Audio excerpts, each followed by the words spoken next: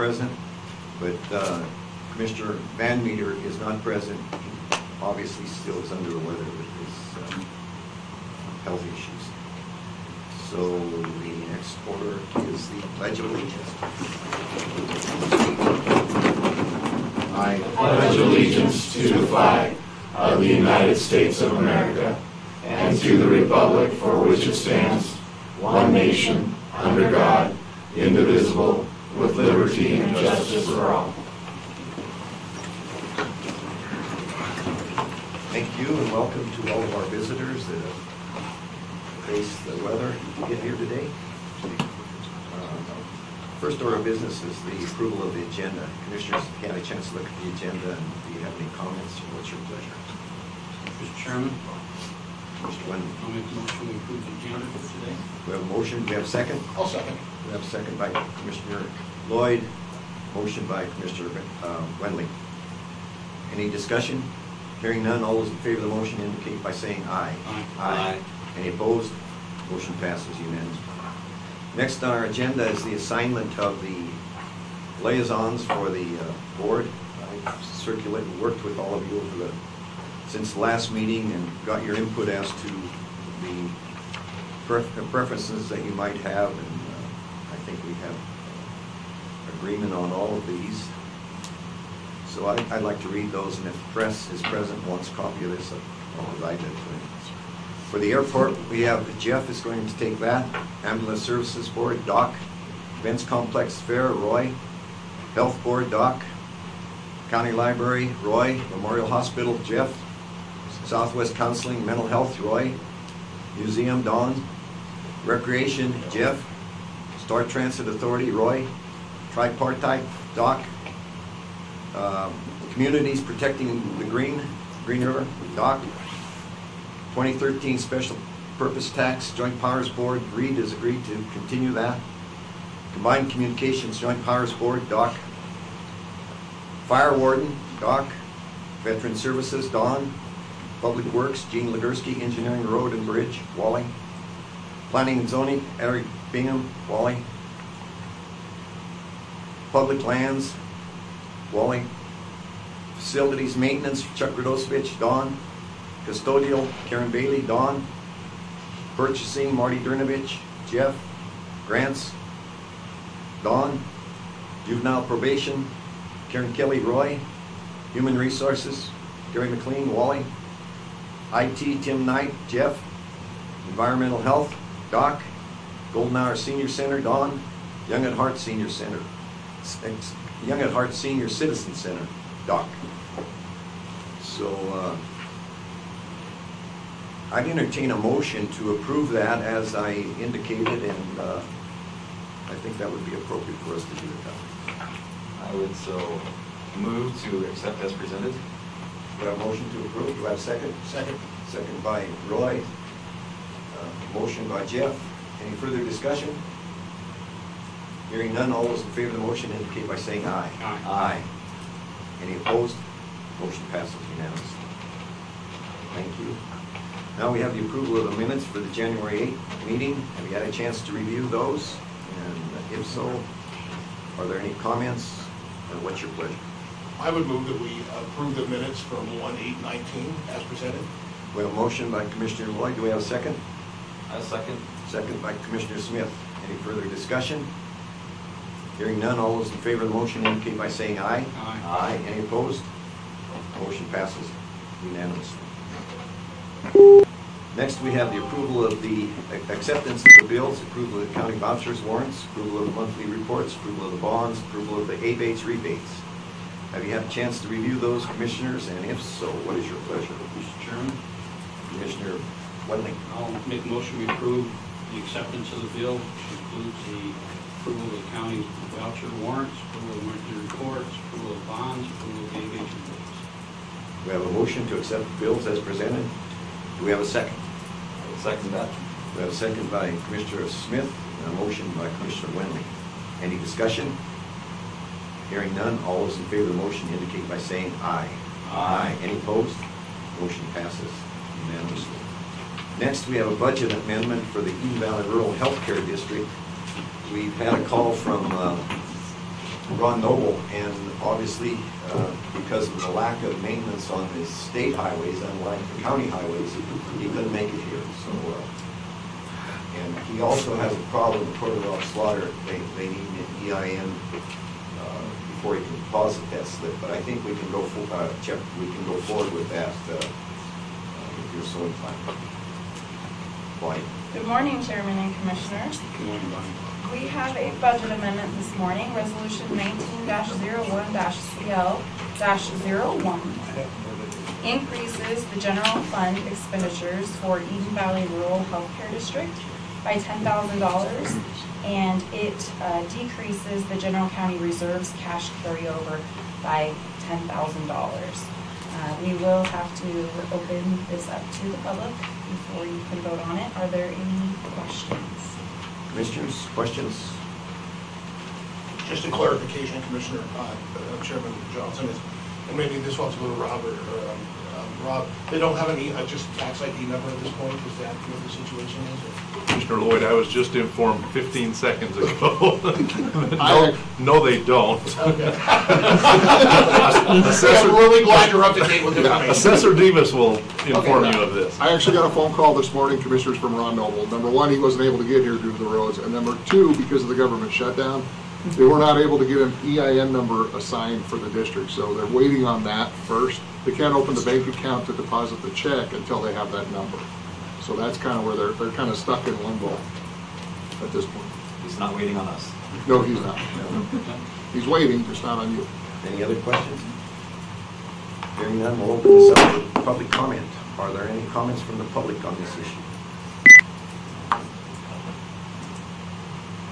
Are there any individuals with the public who would like to comment on this issue? Hearing none, we'll close that portion of the hearing. Entertain a motion relative to Resolution 19-01-CL-01, Sweetwater County Budget Amendment for $10,000. Mr. Smith. I would move that we approve the budget amendment for the Eden Valley Rural Healthcare District as presented. We have a motion to approve. Do we have a second? We have a motion by Commissioner Smith, a second by Commissioner Wendling. Any further discussion? Hearing none, all those in favor of the motion indicate by saying aye. Aye. Any opposed? Motion passes unanimously. Thanks, Bonnie. Thank you, Bonnie. Thank you, Bonnie. Next, we have Commissioner comments and reports, and I have the pleasure of going first. I have Chuck's report here somewhere.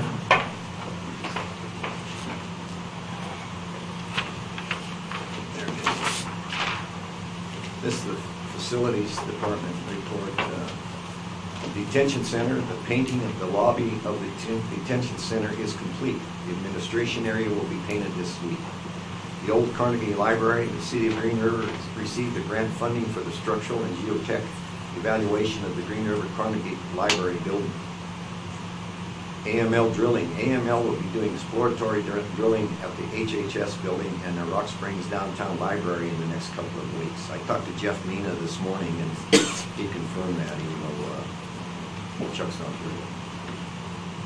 And the other thing that Jeff said to me this morning is that he very much appreciates the attitude and the support that AML gets from the county. And I think it's so very, very important to Sweetwater County. They spend millions of dollars in our county, not only in the Rock Springs area, but in Superior, Reliance, and always there at other areas. AML's been very, very good for the county. I indicated to him that we appreciated that. I invited him to make a presentation, since we have a couple of new commissioners here, to us in the near future, so that we'll get a chance to hear what they've done and are doing in Sweetwater County and ask them any questions he might have. He said that he would do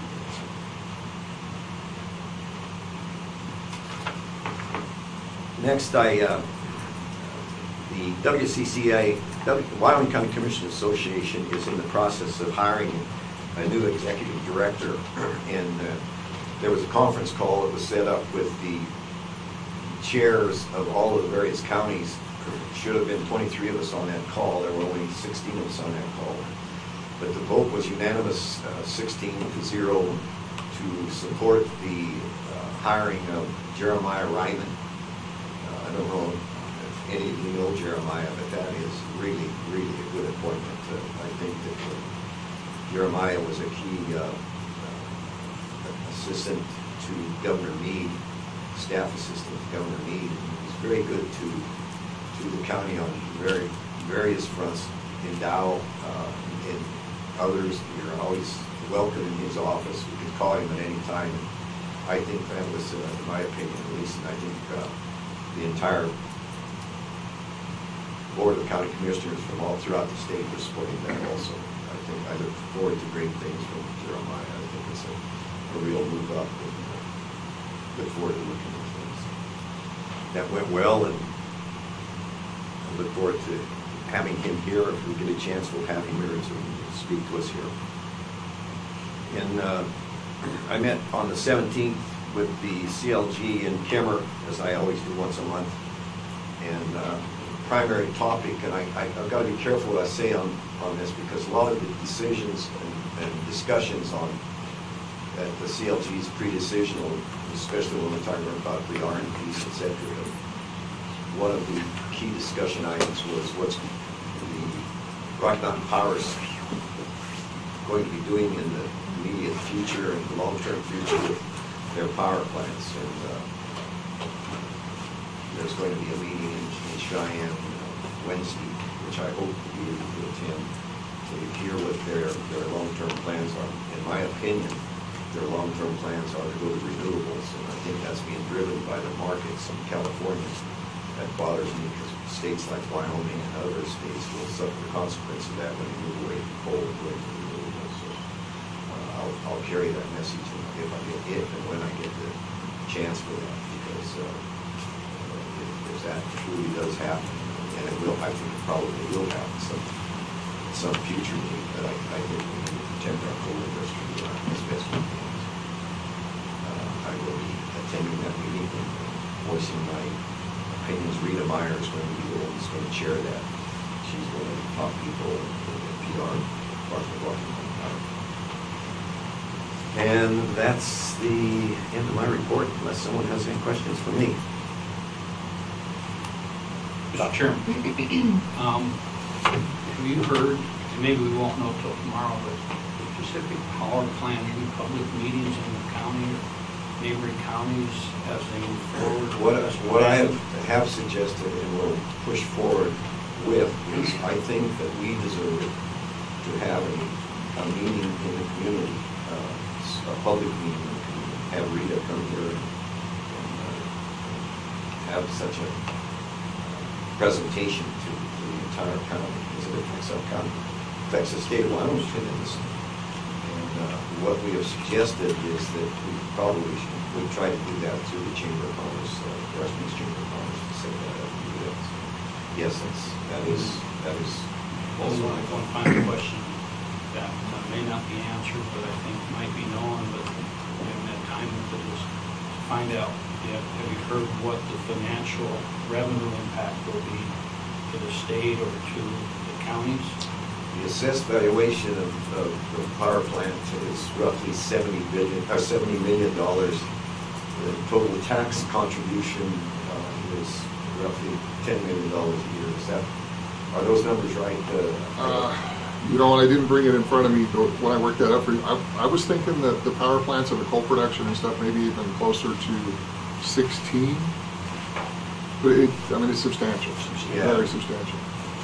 If his memory's right, because I got it from him. Okay. And I took those to CLG. And I did update it after I gave you that. So what you have in front of you. So you probably got to 16. But it's obviously. Yeah. And then one of the other issues that's extremely important, how many people are employed by the coal industry? You know, you've got not only the Bridger coal mine, but you've got the Black Butte coal. The power plant buys coal from Black Butte, they buy coal from Naughton up in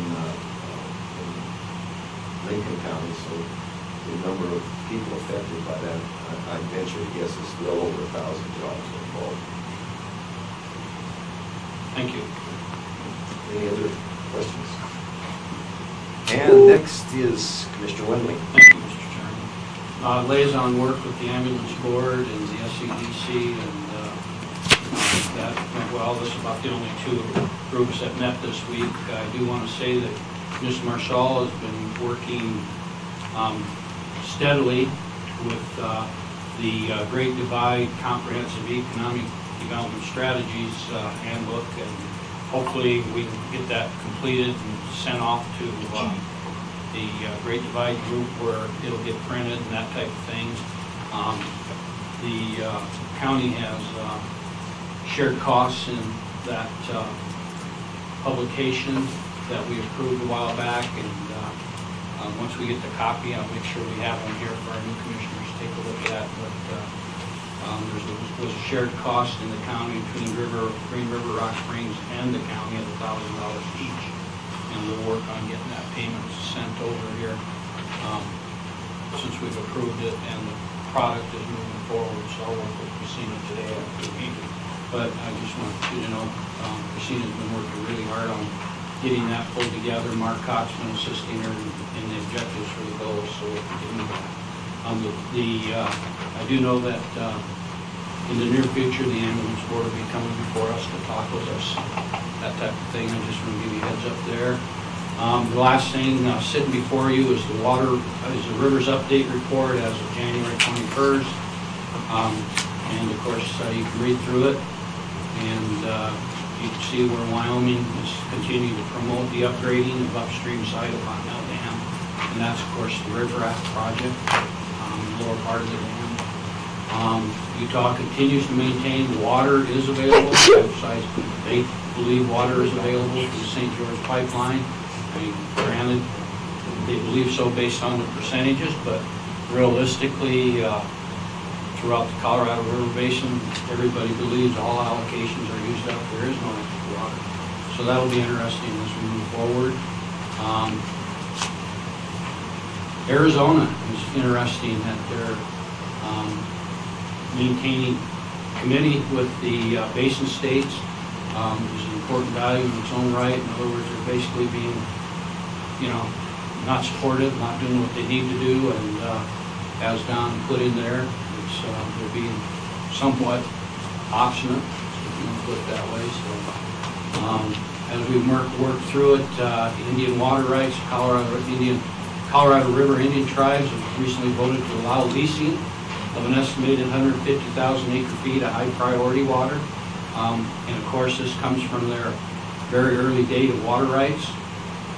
Bureau of Reclamation estimates are for a 57% chance of Colorado water storage declaration for January 2020. The Bureau has set a deadline of January 31st for the basin-wide drought contingency planning completion, and that 31st date is this month, or this year.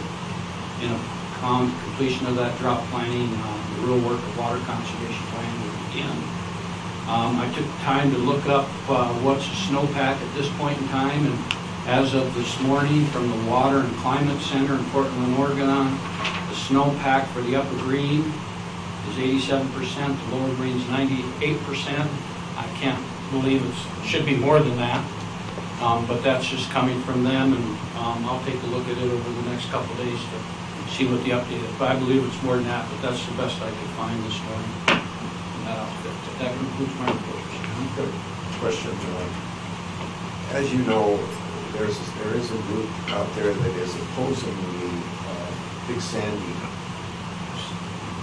dam renovation. Is there been anything new on that? Nothing new. I think what we're hearing, and let me qualify this as what will be interesting is this Monday, the 28th, Communities Protecting the Green will be meeting, and I believe that might be part of that conversation. But as of now, there's still that group who are waiting for any permits to be issued, and they're ready to file injunctions, whether it's the Big Sandy, Fontenelle, the St. George pipeline. And it's all based on the aspect that there's no additional water available in the Green, or I should say the Colorado River Basin, Upper Green, Lower Green, for communities.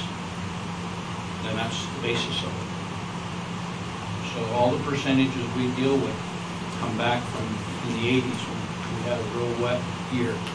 We're in our 21st year of drought. Colorado River Basin. And I appreciate it, just for the group's clarification, why they oppose that. They don't want this water stored up. Yeah. They want all this water to go downstream. So they tend to oppose anything that will store the water up here. And thanks for clarifying that, because that's exactly what their issue is. It's more against any storage, additional storage. Thank you, Mr. Chairman. Thank you. Any questions? Doc? Thanks, Doc. Commissioner Smith? What have you done? Thank you, Mr. Chairman. What have I been up to? It's a fine question. I won't tell you all I've been up to. Did take the opportunity to meet with our county fire warden, Mike Bornese, who visited about their agenda item today, and the plan that he sees going forward with his departments. And so that was a great visit, and we enjoyed that. Generally, waiting for my assignments, and so I'm happy to be with the airports and hospital and recreation boards, as well as work at purchasing and IT as well. So that'd be great. I'll get with those folks and start attending those board meetings, and likely have more to report at our next meeting, I would imagine.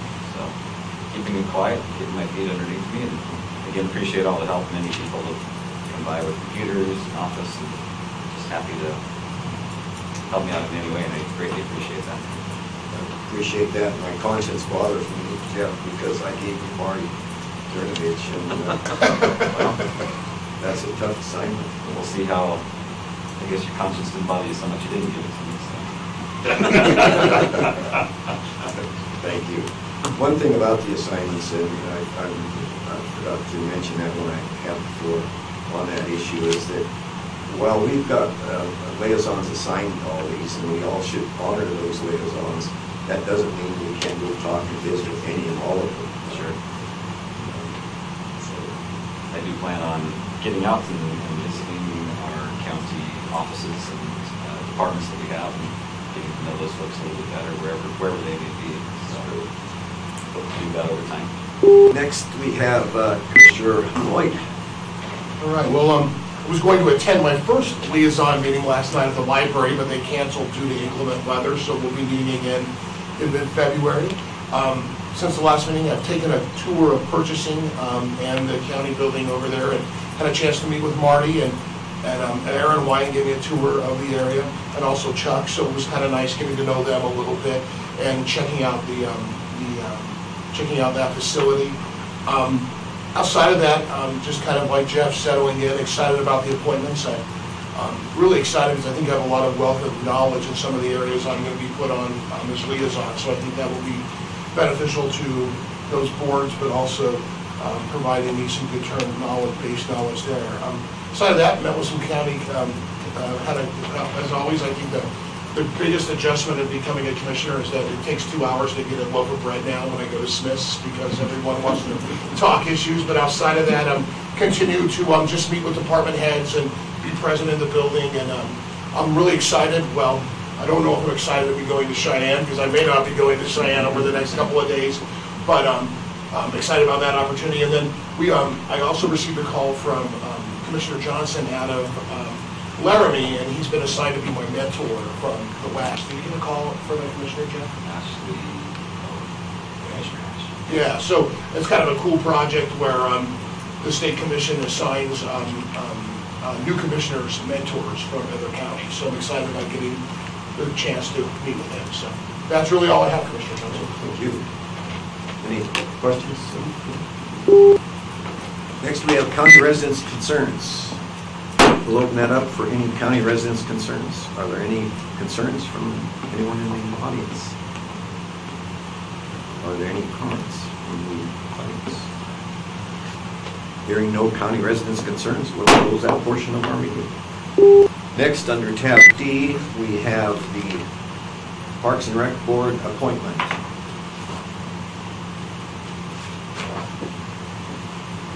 And what's happened here is that Ms. Pela, effective 12/28, moved out of the state, and during the 1/8/19 meeting, Danielle Schumacher was appointed to fill the unexpired term. Danielle sent an email indicating she will be unable to serve as it conflicts with another board she volunteers on.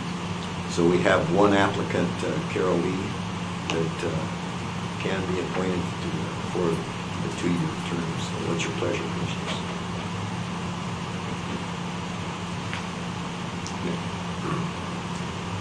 Okay. Oh, I'm sorry. Entertain a I'm motion to reading appoint. your letters and stuff as well. So, Mr. Chairman, I'll make the motion that we appoint Carol Lee to the Recreation Board. We have a motion to appoint Carol Lee. Do we have a second? Second. Second by Commissioner Lloyd. Motion by Doc.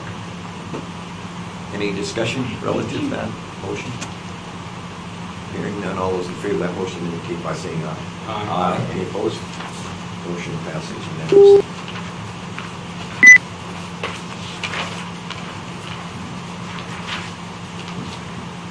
Next, we have a request to restaff a vacant position in the custodial department.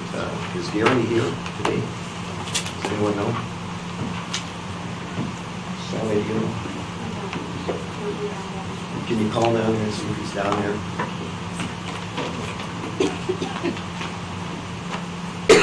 How often can you say 50 minutes? I like it. Let's continue. Gotta move it along. I hear you.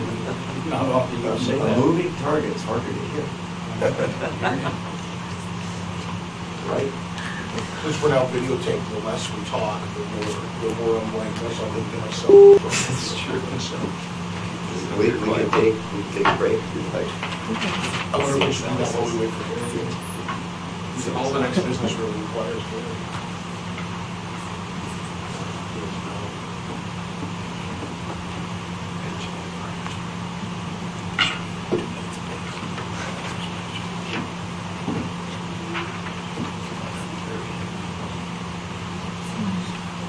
Yeah, why don't we do that? Christina, can we move you up? Tab J, Absolutely. would you come forward then, please? Let's jump to tab J. What was that, Sally? He's on his way. Well, Judy, thanks for being here. You anticipated we were moving pretty Oh. fast. I was at your last one. I knew you were like an hour ahead really fast. Christina. Good morning.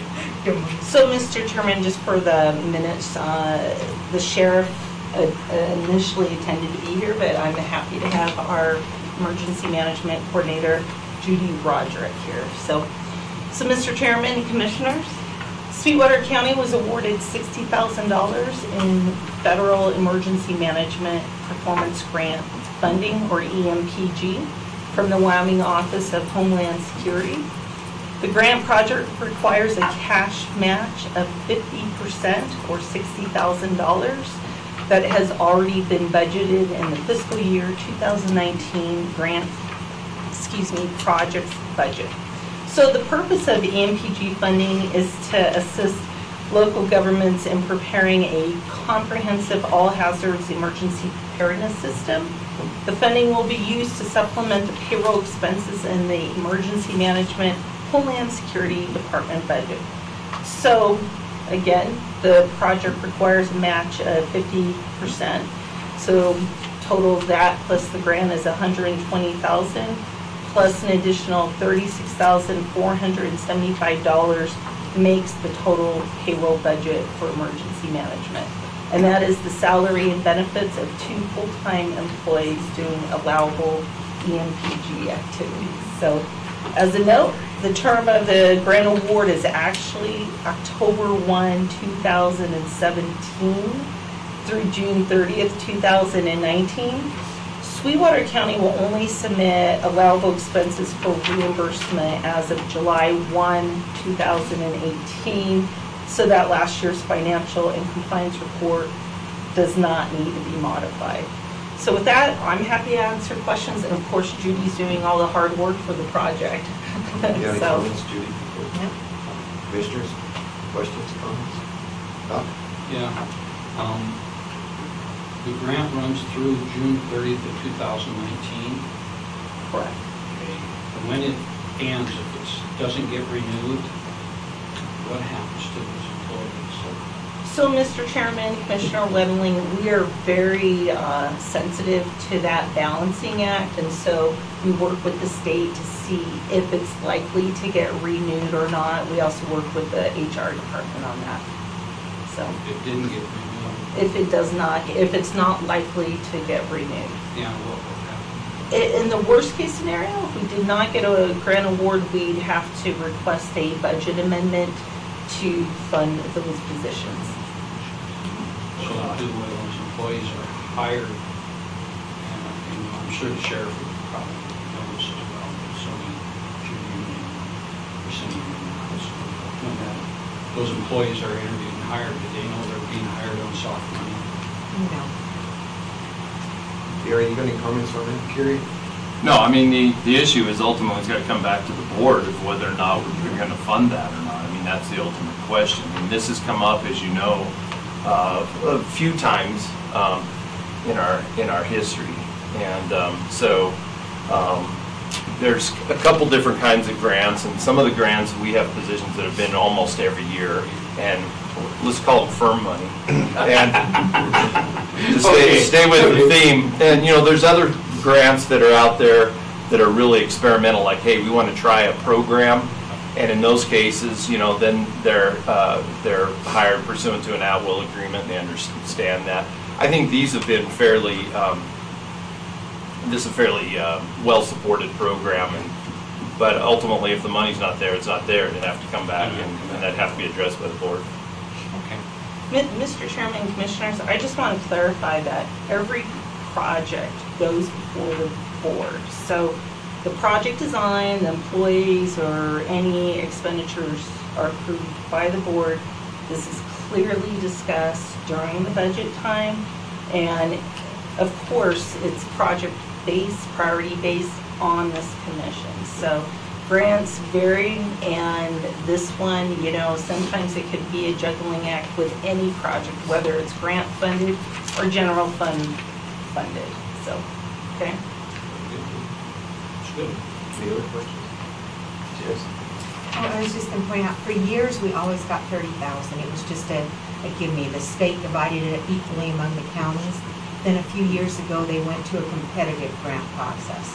And that was when we were able to get ours up to, we doubled it with it. Instead of 30-30, we went 60-60. And I hope it stays that way. It's always hard to see or to tell how many other counties will try to go for the money or not. There are quite a few requirements that we have to meet to be eligible for it. And some counties have said it's not worth it, and so they are not trying. Money gets tougher in their counties and they go for it, we might not get the same amount, or we unfortunately lose it. Hopefully not, but Saying you guys are good. we're good. Yeah, we're Good till good. then, We give her a high five. Working hard for that. If not, I'd entertain a motion to approve and authorize the chairman to sign the fiscal year 2018 Emergency Management Performance Grant Agreement and point of contact form. I would so move. So a motion by Commissioner Smith, do we have a second? Second. Second by Commissioner Lloyd. Any further discussion? Hearing none, all those in favor of the motion indicate by saying aye. Aye. Any opposed? Motion passes unanimously. Thank very you. much. Thanks for your work. Thank you, Judy. Thank you, Christine. We'll back up to tab E, request to restaff the vacant position in the custodial department. Karen Bailey and Mr. McLean. Morning, gentlemen. Karen's probably very busy this morning, I would think. Very busy, actually, at the doctor in addition. So Commissioner Wendling is excused from snow shoveling due to his temporary impairment, but the rest of you, the shovels are out here, so let me read it. It's part of the health and wellness program. Como? Yeah.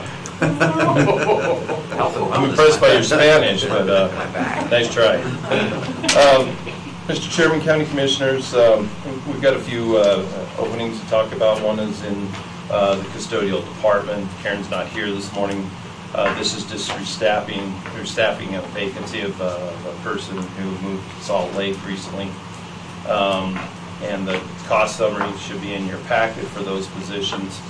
Obviously, the position is just a replacement, and any cost variances most likely would be due to the health insurance options that were chosen.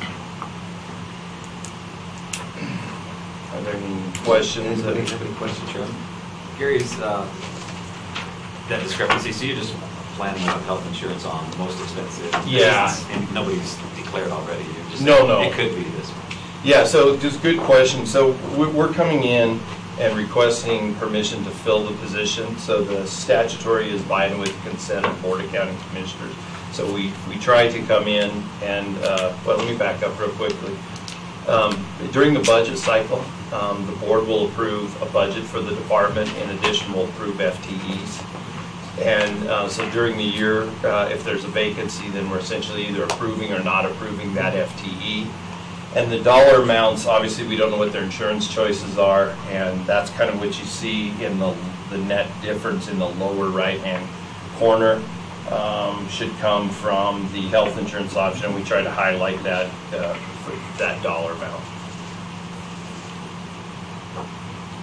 Answer your question. Does, thank you. Any other questions? The item that normally will trigger a question, or just further discussion, is sometimes we'll get someone coming forward and requesting a position that is not budgeted, and it becomes a little bit more difficult situation. If it's a budgeted item, normally it's some other kind of issues. So what is your pleasure, Commissioners? We need to authorize the restaffing of a position in the custodial department as requested by Karen Bailey and by Mr. McLean.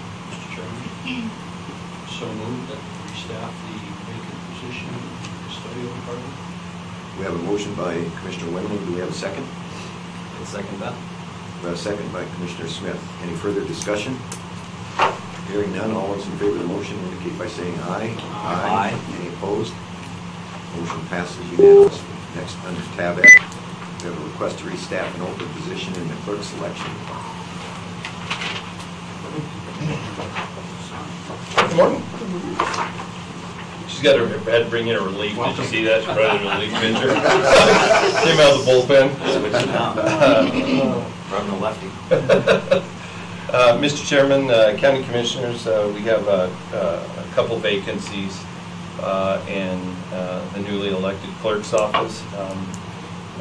Both of the vacancies occurred prior to the time of taking office. This is the first opportunity we've had to come for you to address those issues.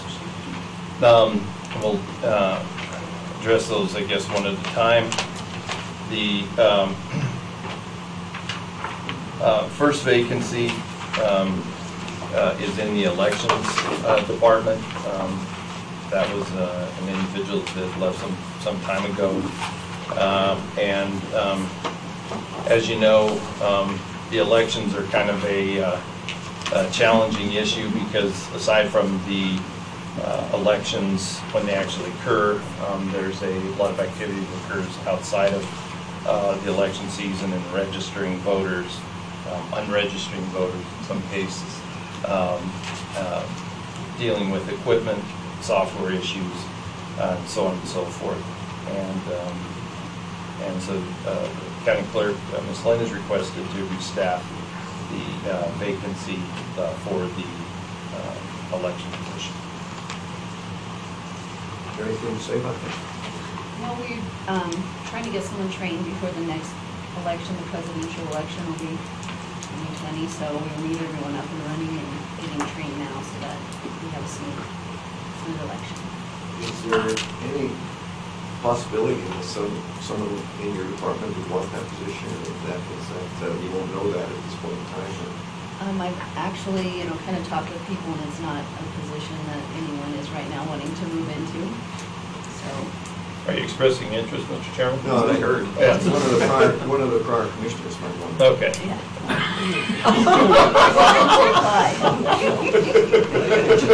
Hello. Waited all morning for that, didn't we? Wow. Yeah. He had that highlighted. Saving that one up. He's probably watching me right now. Oh my God. Any other serious questions? No, we're good. I entertain a motion to approve the request. I would so move that we restaff the open position in the clerk selection department. We have a motion to approve. Do we have a second? I'll second. We have a motion by Commissioner Smith and a second by Commissioner Lloyd. Any further discussion? Hearing none, all those in favor of the motion indicate by saying aye. Aye. Any opposed? Motion passes unanimously. We still have Cindy Gary McLean on the next one, tab G. Go ahead, Gary. Mr. Chairman, County Commissioners, the second vacancy was due to a retirement of a longtime employee. This employee was the lead person in the title division of the county clerk's office. And after some discussions with Ms. Lane, she's looking at just replacing the position as a title clerk, not as a lead worker, until she has time to evaluate whether there's anybody in the department that's willing and who might be the best match to function that role. But at this time, it's just really to get somebody in and start training them in that role. Historically, that's been one of the busiest areas of the office, and probably one of the craziest. All of the weird things that can happen seem to happen with titles for some reason. And John will certainly get plenty of visits from her in resolving many of these issues. So just to be clear, what's indicated on your sheets here is just the title position. It's not a lead worker position. At such time as there's someone who's identified that she has time to do that, we'll come back with it. Can I ask a question? Would it be possible to get a list of the pay bands and position titles in each of the departments, maybe email to me in the next couple of weeks? Just sure. That way, as we do the meetings, it's easier to kind of comprehend where the levels of pay bands are as we're making these replacements. It would be good information. No problem. Any additional questions, concerns?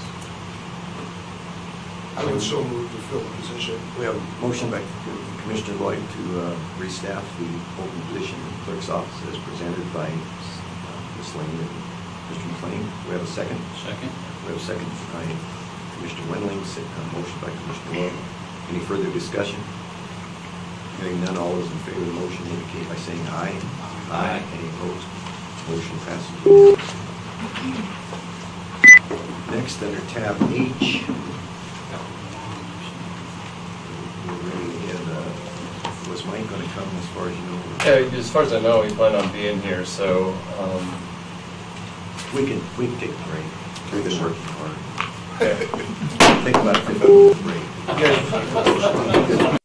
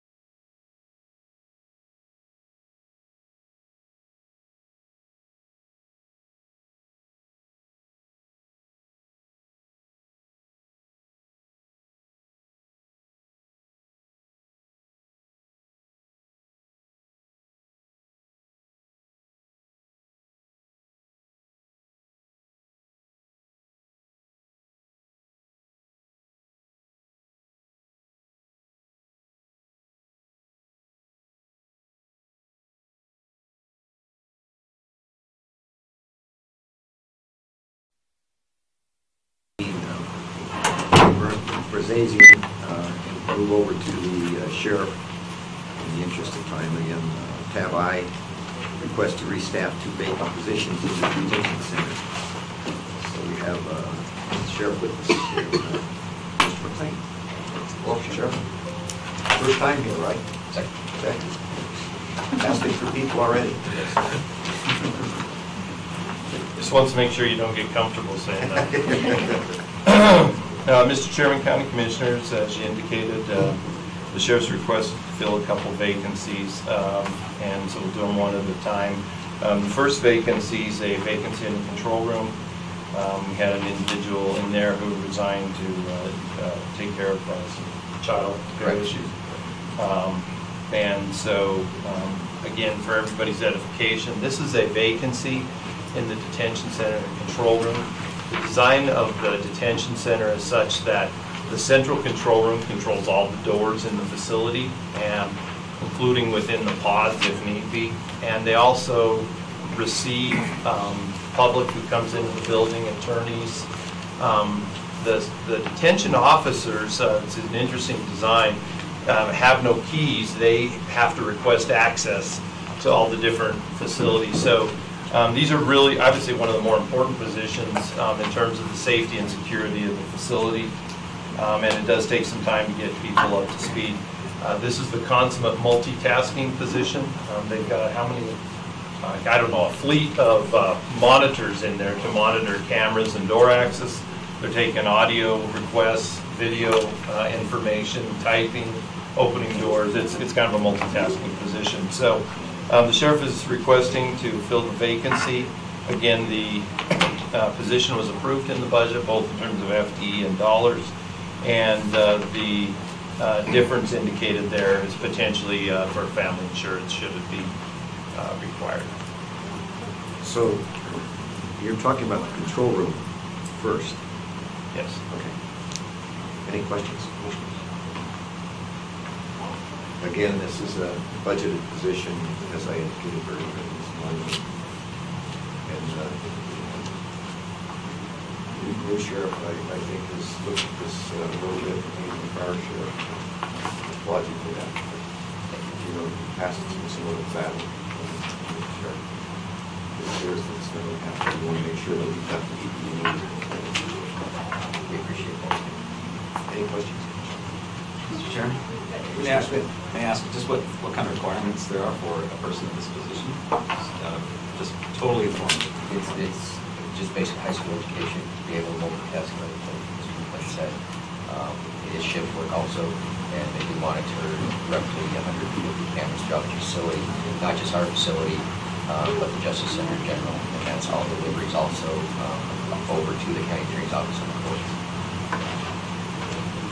If you get a chance, you should stop over at some point and kind of see the area and the layout. The jail used to be up here, and was what they call a linear style jail, kind of traditional cell blocks, and required a lot more people. The facility over here is a podular style jail, and everything goes through the control room, and the idea was to minimize the staffing impacts, to have lowest for them. We can only hold 30 here and about 211 or so, maximum capacity with the current facility. So Modular, did you make that up? no, that's what they Modular?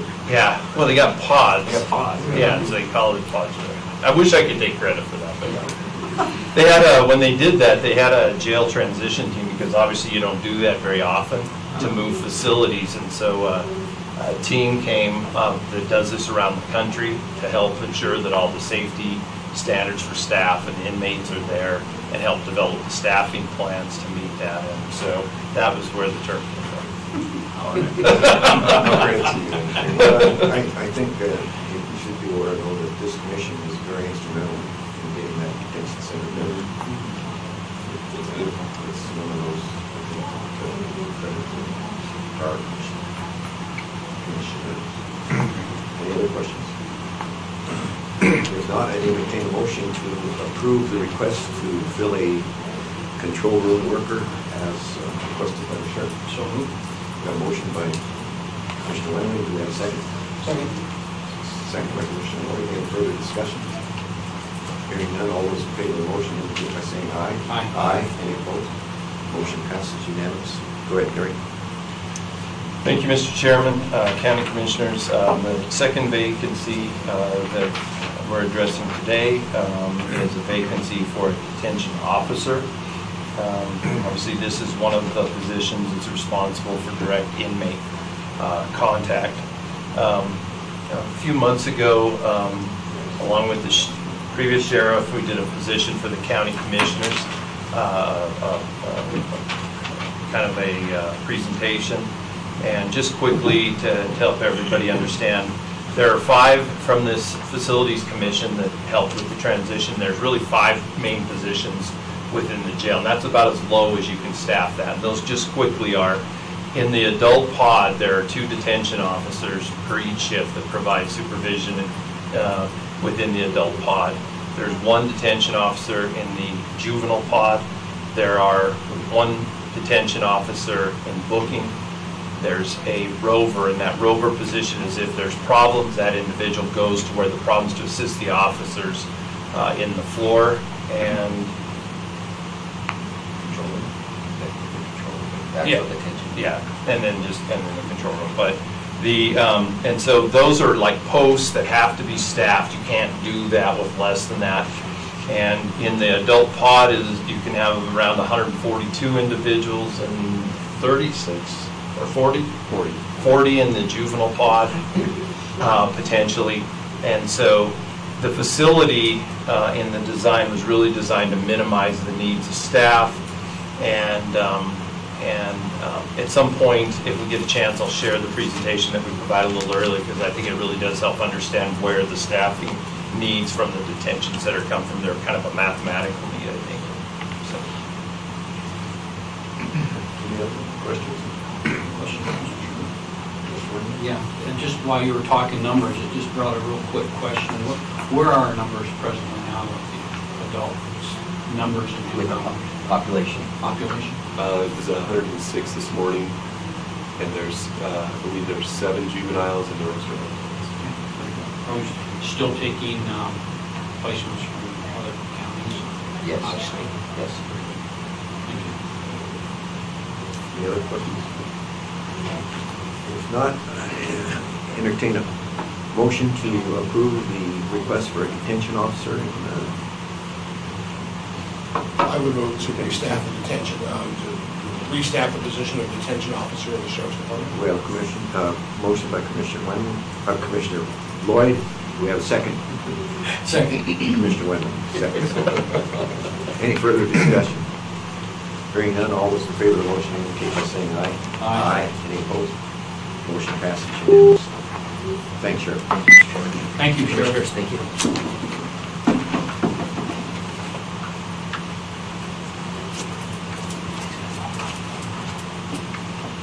I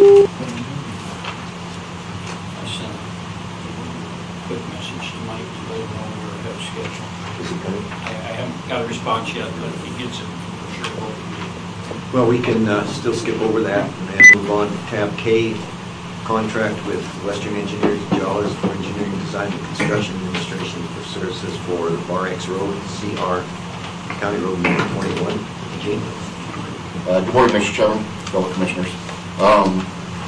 What you have before you is a contract for Western Engineers and services for the engineering design and construction management of the Bar X Road. And what this is part of the Industrial Siting Council that we appeared in front of. There's 3 roads. There's actually 7 total roads it's going to affect in the county. 3 of the roads need to be upgraded, and these 3 roads are before you. And what that is we actually got money from the Industrial Siting Council to upgrade those roads. And right now, we had a meeting about 3 weeks ago with the contractor, and another one a week ago with the contractor. They, because of all the environmental stipulations and everything on it, you should see their schedule, it's insane. And they're trying to hit all different deadlines. They would really like to be able to use these roads at full capacity June 1st. And with that accelerated our schedule. We were thinking sometime that we would have a chance to build, this summer or something like that. This firm, I've talked to them before, they have plenty of capability to do this road. They can jump right on it and get us a full design by the middle of March. Excuse me, that'll allow us to go through find out if we can do it in-house based on just the quantities and the manpower that we need, or actually bid it out, and it'll still give us time to get it complete. One of the things that Gene has done relative to these roads that I think is extremely valuable to us is he has set up a program now where he can tell us what these various roads cost us to maintain. And for example, Crooks Gap Road is one that's number one is cost, but it's also one that's where we've got total amount of revenues that come back from gas and also uranium in that case. So that travels down, so that's because I commend Gene for the work that he's done on that, because I've asked that question for many years, because I think when you're discussing these issues with the oil and gas industry in particular, it's good to know what the cost of these roads are and what we're doing for them. They don't always throw back at us that they pay tremendous tax. As you know, oil and gas is roughly short of 40% of the assessed valuation space. It's really good that we have this information. Be sure that we understand what we're trying to do. Any other questions on this issue? Mr. Chairman? Mr. Smith? Just for my knowledge, Mhm. you talked about the Yellowstone Road rehabilitation there. You got proposals from, I guess, a number of folks for that Yep. project. So is that also on the same timeline? Is that being? No, that one actually will be, because we are paving that road and widening it and completely reconstructing that road, and it's 3.1 miles long, off the top of my head. That'll take actually all summer long. And the reason, if you actually go back and look at the RFP and the contract for that one compared to these two contracts, this is a high-volume road for a short amount of time, so we're not going to waste money if we're going to do a big geotech report or anything like that on it. We're not going to go out and drill a bunch of places. We're on Yellowstone Road because it is going to be paved. We have to do pavement design and all kinds of different stuff like that, plus a huge borrow source. Most of the stuff there we'll be able to borrow from the immediate vicinity. We didn't need to prove the resources or anything like that, so that would be a cost. Being a guy who rides his bike out there a lot, Mhm. it's going to be, you're going to have like bike lanes or? No. I wish we could put bike lanes, but it's How about actually, striping? there's going to be striping and we're going to go 4-foot shoulders. Oh. So it'll be kind of a bike lane, but it's not going to be a green bike lane like you see everywhere else. No worries. Well, anything would be better than what it is. Oh, we got Yeah. to. As a commissioner, once they get to know the commissioners, you might want to change your route to a good rider. I will let them know when I'm out there. I'll give you a hint, if there's a blade that's parked right there past Asnos Ranch, stay off the road. Okay. See that off. Yeah. Any other questions?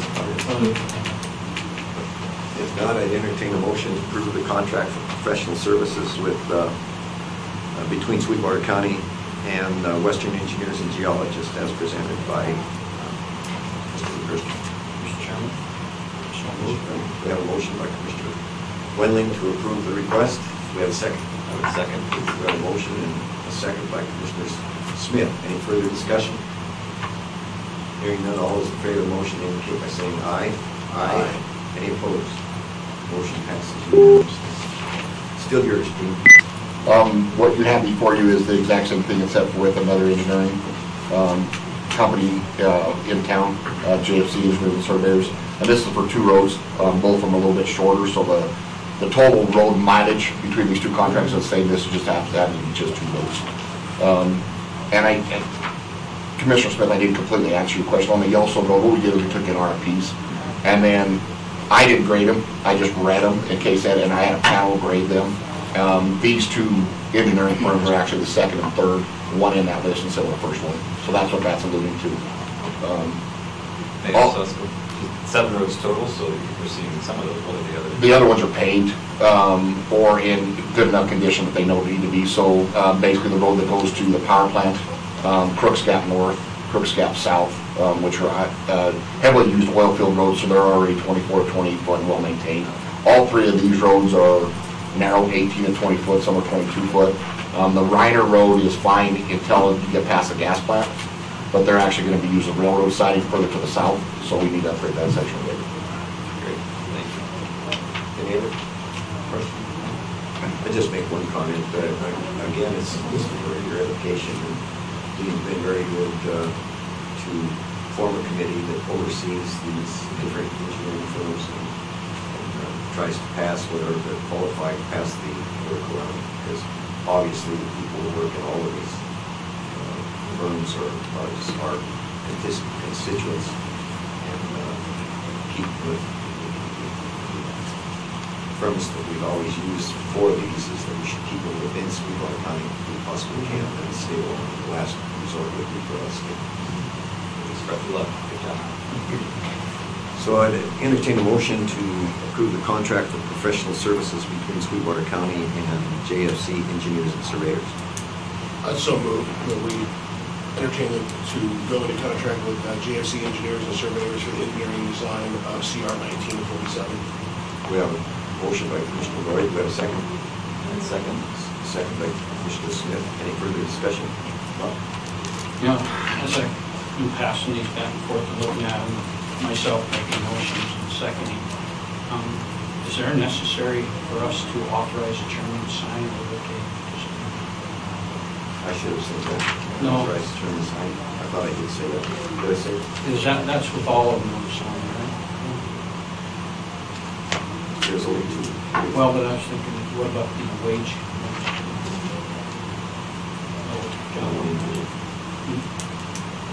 Make a motion.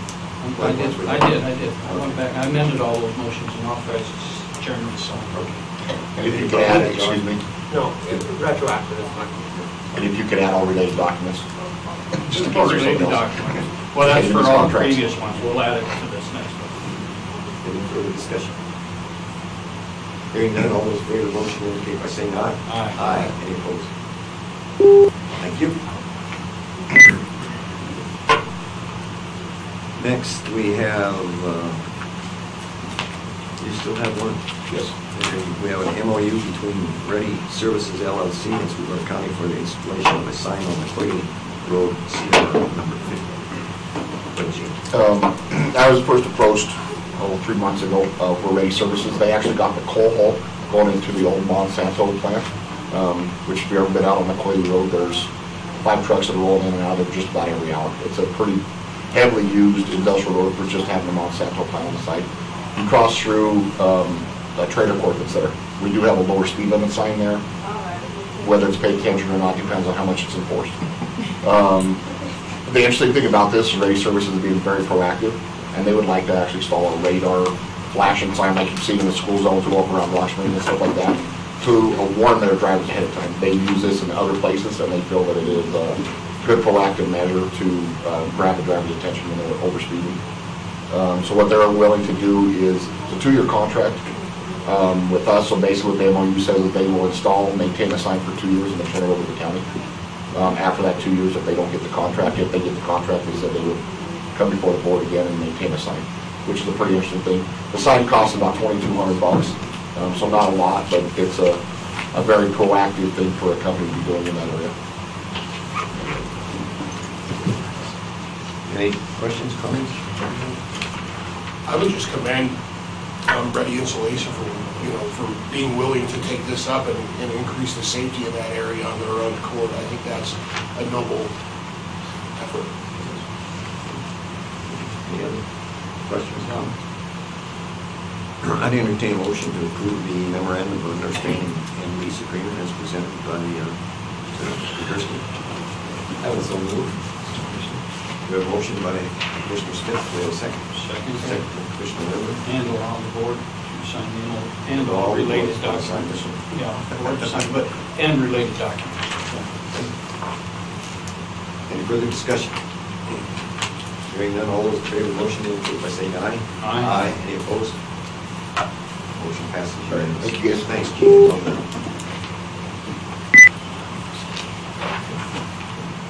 Next, we'll back up to tab H, a request to reevaluate and restaff a vacant position in the fire department.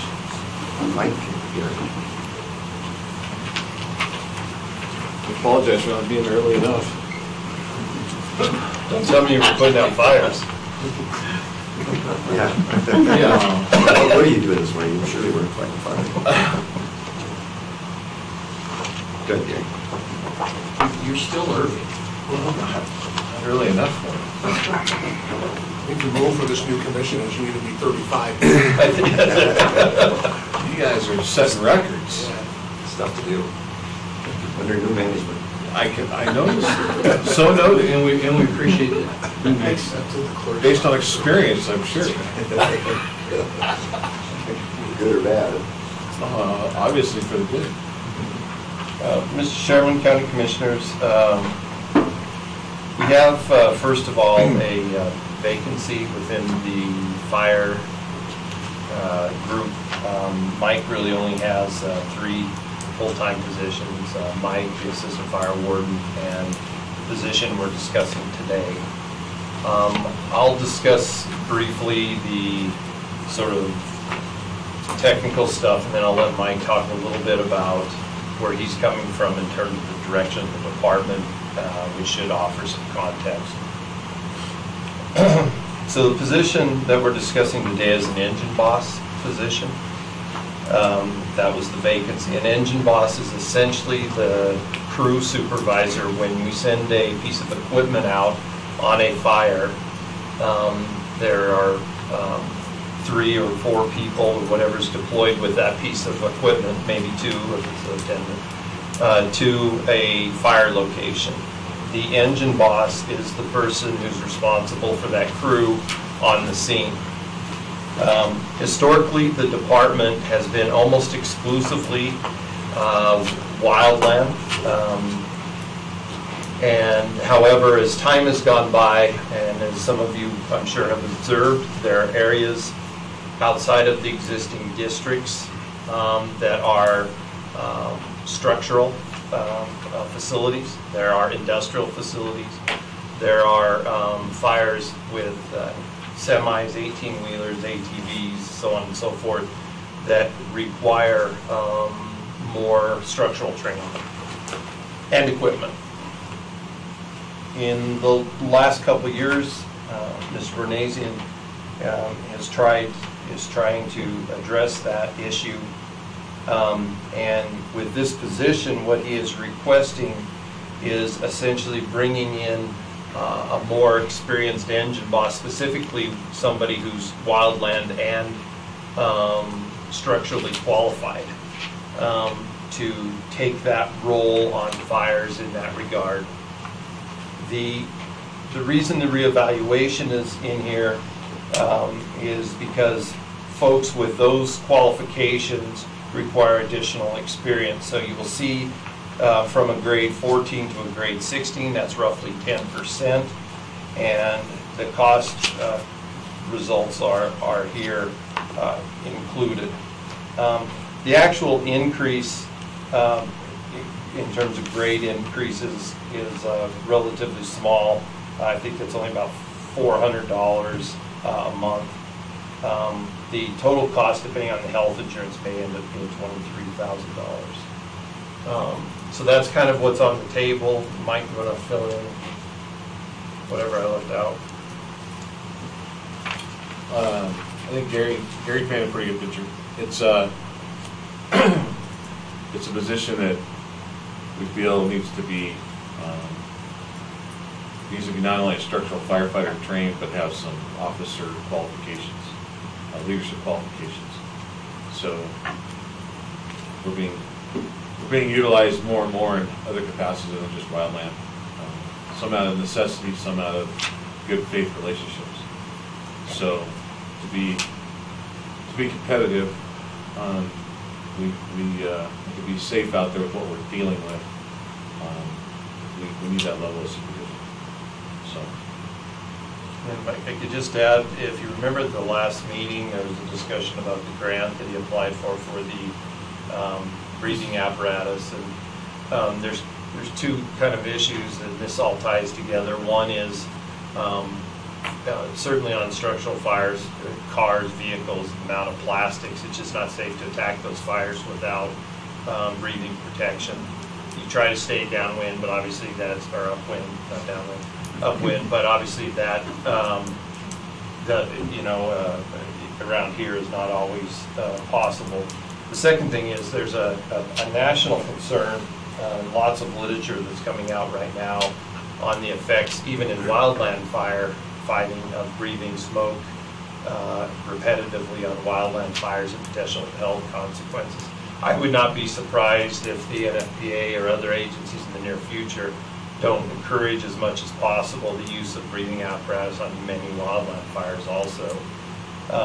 And there's a lot of discussion right now about that. One of the things that's been a struggle for us in this regard is, and for the two of you especially, as you get a chance to look at the county and the fire districts in the county and what they include, it's the primary job of the fire warden is to coordinate fire suppression and fire prevention activities throughout the county. So that sometimes is, say, Green River responding to a fire and saying, hey, we need additional water support. And they will send their water tender and a crew in support of the initial attacking firefighters. It may be the BLM, maybe somebody from Utah responding to McKinnon or to those surrounding areas.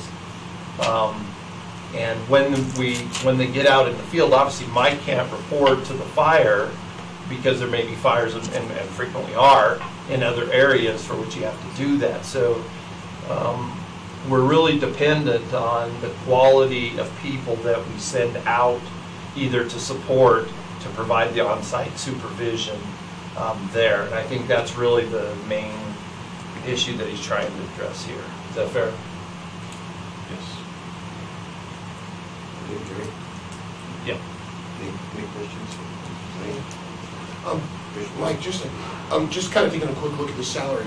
How are we as terms of competitiveness with other firefighting agencies as far as that salary goes? From our seasonal wildland firefighters, we're close. We pay a good hourly rate. Because of our overtime structure, we lose some interest there. Our primary competition in wildland is with the federal agencies. Of course, right now we have no competition.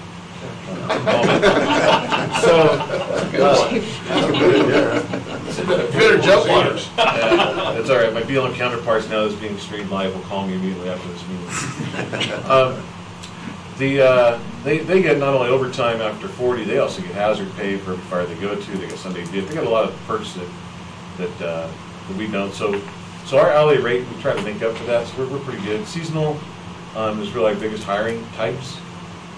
In this position, going to a reclassification, grade 16, puts us more competitive. Okay. There are some people out there locally that are qualified and interested in this position, and there's a couple of things that they would like to see perhaps happen. And one is a grade change, and the other one that I don't know where we got with the firefighter retirement or not, but that's another thing we're looking at, because career firefighters are in a different retirement plan, so they accrue retirement much more rapidly than our PERS, our public employees, do. So that's also a perk for them to go into a municipality, say City of Rock Springs Fire, Green River Fire District 1. But we're close. I would say we do a pretty good job.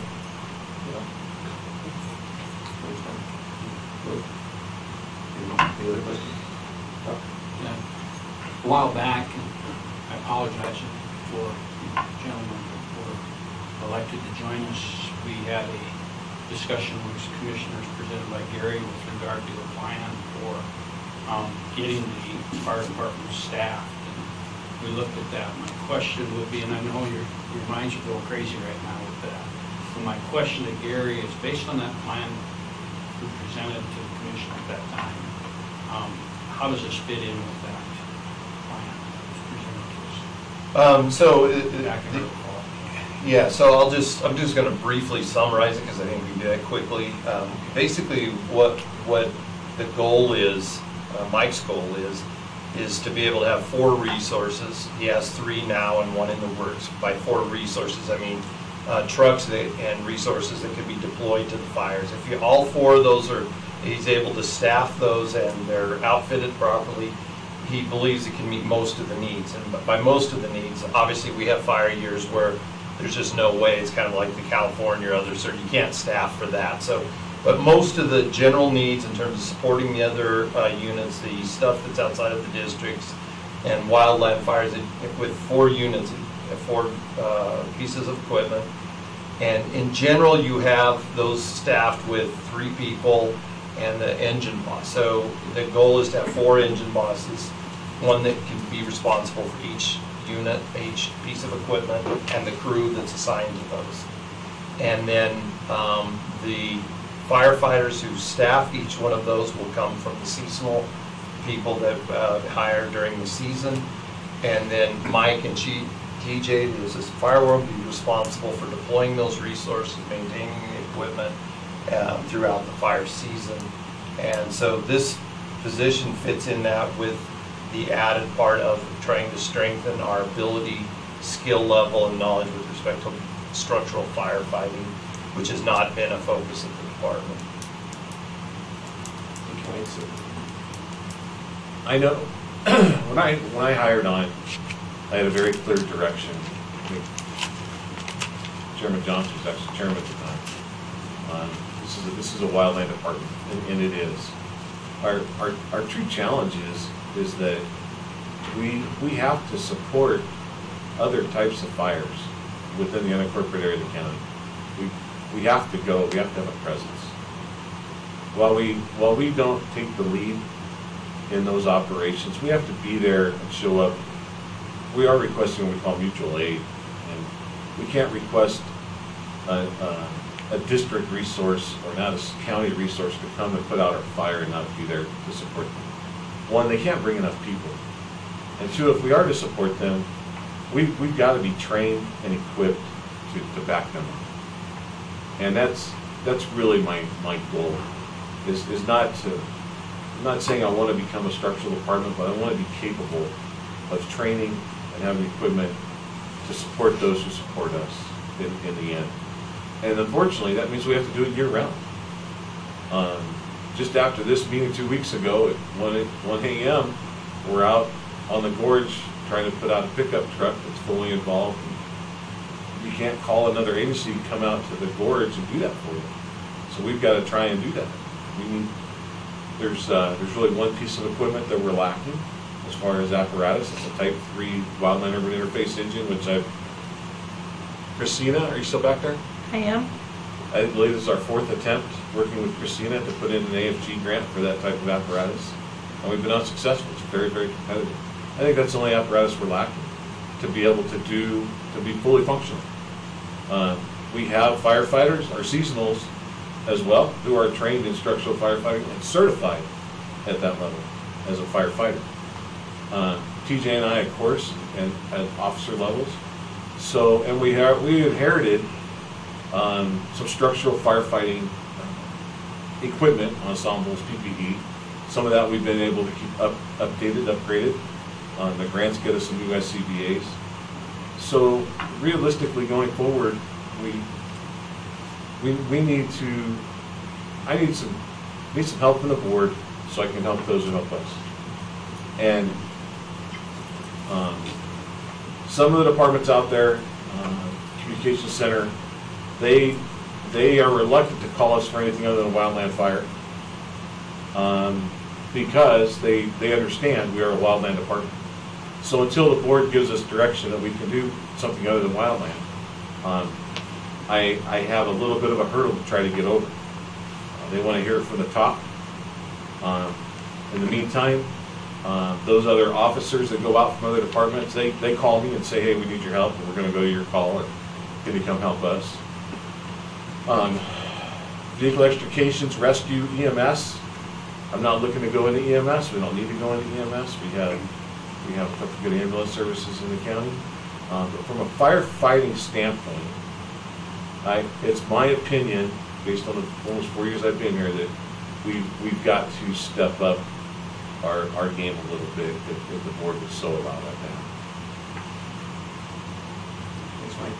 Mr. Chairman.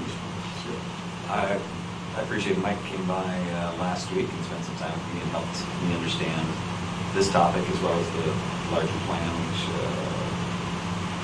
we're trying to incorporate. I wholeheartedly support and enjoyed spending time with him and happy to know and understand what he's trying to accomplish. It seems like a great and worthy effort, which I applaud. Does this alter the budget at all, or will we stay within budget with this increase? It's my opinion that the remaining budget, this budget year we're currently in, will not be impacted because of the last 2 months of payroll vacancy that would cover the amount of increase for the remaining budget. It would impact the budget going into next year with a budget request. You'll see an increase in that. As well as, I think that these reporting on the digital ways on for the coming year. yes, sir. That there's no problem this year. Just to be specific, the grade difference, which is the only thing that's different, because the health insurance stuff would roughly be the same. You're just talking 10% of the salary, so it'd be 3,600. yeah, plus a FICA, whatever like that. So Probably altogether about 42. yeah. So it's relatively. All right, I entertain a motion to authorize the request to restaff a vacant position as a firefighter engine boss 2 as requested by the fire chief. Authorize the chairman to sign said. So moved. Authorizing the chairman to sign. We have a motion, we have a second. I'll second that. Okay, we have a motion by Mr. Wendling and a second by Mr. Smith. Any further discussion? Hearing none, all in favor of the motion indicate by saying aye. Aye. Any opposed? Motion passes unanimously. Thanks, thanks for what you do. Thank you. Thank you. Appreciate it. Thanks, Gary. Mr. Chairman, oops, I'll wait to you. Yeah, the next item on our agenda is other. Are there any other issues that we'll discuss?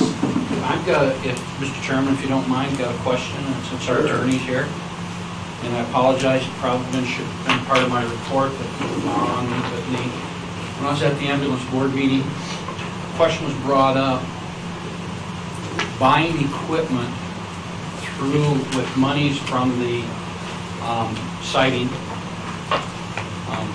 money, is that equipment county property? Because in this case, you got a private enterprise, a private business, involved. And when that's purchased, will that go in county's property? And I told him to get a hold of you, but I think this is going to come up more and more as this money comes forward. Southwest Medics? Southwest Medics, because it's an ambulance that's involved. We've never bought ambulances for them. No, but when they buy them, will it go into our name or go into their name because it's a siting money? I'll just give you the history of that. We've never done that. That's the ambulance. There's tremendous liability of those. But I'll let John on our I agree. attorney answer that question. Chairman and Commissioner, I agree with the chairman. I did get a hold of the siting council, Sweetwater Medics. Did get a hold of me? Did get a hold of me. Actually, I got a spoke with Bonnie. Not on that issue, they didn't. Well, not on that issue. But I agree that it is supposed to be, that it will be separate. Okay. We are discussing ways to receive the siting council funds, but it will be given to them for them to use in accordance with the original presentation to the siting council. And they've got, I think, 5 pieces of equipment that they're after, and all of those will be for them, by them, in their name, not through the county. And one of the things we have done over the years is when we felt there was an inadequacy with some of those that as they did for subsidies to that business, we have said we don't have enough or we should do this, etc. But we've never agreed to buy any of those and make things. Right, Bob? Yeah, we've never purchased equipment for them. We've given them money, but yeah, they did speak to me, but not about the issue of who owns the property from the impact. Yeah, just putting property in whose name, that's the question. Anything else that needs to be put before commission under other? If not, the next on our agenda is executive session, and we are going to require an executive session. We're going to discuss personnel issues and legal issues.